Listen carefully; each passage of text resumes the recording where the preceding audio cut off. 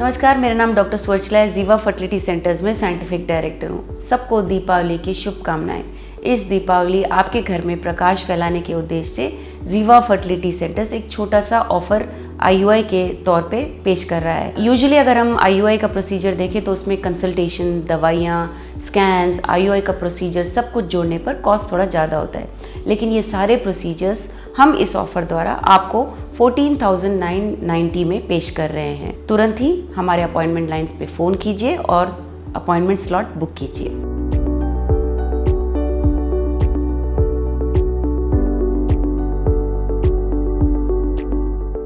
नमस्कार, मेरा नाम डॉक्टर स्वर्चला है। मैं जीवा फर्टिलिटी सेंटर्स में साइंटिफिक डायरेक्टर हूँ। एम्ब्रियो ट्रांसफर के बाद क्या बेड रेस्ट जरूरी है? जब एक IVF प्रोसीजर होता है, जहाँ हम एम्ब्रियोज बनाते हैं, गर्भ में जब डाले जाते हैं, उसके बाद बेड रेस्ट जरूरी है क्या? ये कंफ्यूजन पेशेंट को हमेशा रहता है। इसलिए आज के इस वीडियो का विषय हम डिस्कस करेंगे कि बेड रेस्ट जरूरी है या नहीं। सो ये जो विषय है, बेड रेस्ट जरूरी है यानी, ये एक ऐसा टॉपिक रहा है जहाँ बहुत विवाद होता है। अर्ली रिकमेंडेशंस जरूर कहते हैं कि थोड़ा सा बेड रेस्ट जरूरी था, लेकिन जब हम करंट रिसर्च देखते हैं, पुराने रिसर्च को लेते हुए सारा डेटा जब कलेक्ट करके देखा जाता है और क्लिनिकल गाइडलाइंस को समझा जाता है, तो ये देखा गया है कि बेड रेस्ट जरूरी नहीं है। इनफैक्ट इसकी वजह से सक्सेस रेट इंप्रूव नहीं होता है। तो जो फाइंडिंग्स हैं, जो ये स्टडीज के, रिसर्च के फाइंडिंग्स है, आज हम डिस्कस करेंगे। सो स्टडीज कहते हैं कि इसकी वजह से, बेड रेस्ट की वजह से कोई इंप्रूवमेंट नहीं है प्रेगनेंसी रेट्स में, क्योंकि सक्सेसफुल इम्प्लांटेशन या प्रेगनेंसी रेट्स बेड रेस्ट पे आधारित नहीं है। एक रैंडमाइज्ड कंट्रोल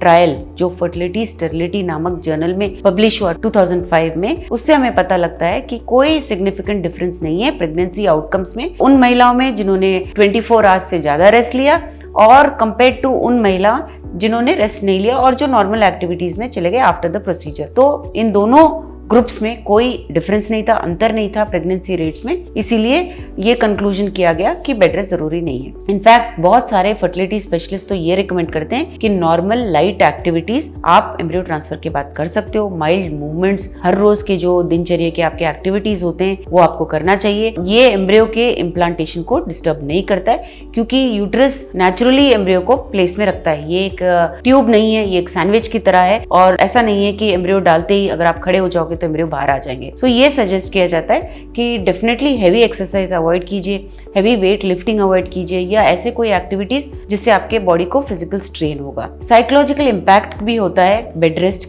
की वजह से। बेड रेस्ट अगर आप बहुत ज्यादा लेते हो एम्ब्रियो ट्रांसफर के बाद, तो स्ट्रेस और एंग्जाइटी इंक्रीज होता है, स्पेशली उन महिलाओं में जो इस आउटकम को, इस रिजल्ट को लेके बहुत ज्यादा स्ट्रेस्ड हैं IVF साइकिल के बाद। तो आपको रिलैक्स्ड रहना बहुत जरूरी है, लेकिन अगर आप बेड पे रहोगे, इमोबाइल रहोगे, तो अननेसेसरली आपको इमोशनल स्ट्रेन हो सकता है, जिसकी वजह से नेगेटिव इम्पैक्ट हो सकता है आपके ओवरऑल वेल बीइंग पे। यही नहीं, ब्लड सर्कुलेशन भी इंप्रूव होता है अगर आप थोड़ा सा एक्टिव रहो। थोड़ा सा अगर आप जेंटली मूव करोगे तो ब्लड फ्लो यूट्रस को इंप्रूव होता है, जिसकी वजह से इम्प्लांटेशन बेहतर हो सकता है। ज्यादा अगर एक्सटेंडेड बेड रेस्ट आप लेते हो तो ब्लड सर्कुलेशन भी इफेक्ट हो सकता है, जिसकी वजह से यूट्रस को ब्लड ना पहुंचने का भी चांस हो सकता है। सो कौन से ऐसे प्रैक्टिकल रिकमेंडेशंस हैं जो जरूरी हैं?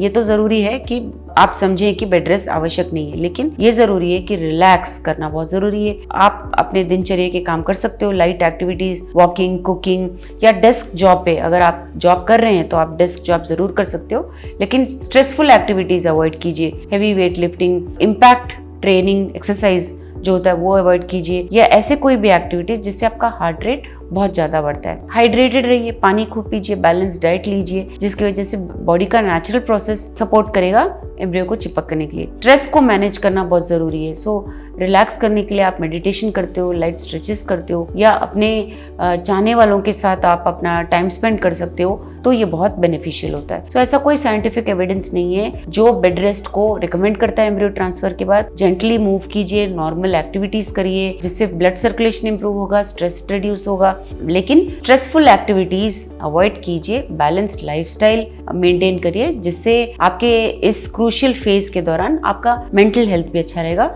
और प्रेगनेंसी के चांसेस भी बढ़ेंगे। इसके बारे में और जानकारी के लिए अवश्य जीवा फर्टिलिटी सेंटर्स आइए। Thank you. हमने इस वीडियो को बनाने में बहुत मेहनत की है, ज़रूर हमें सब्सक्राइब और लाइक कीजिए। Thank you.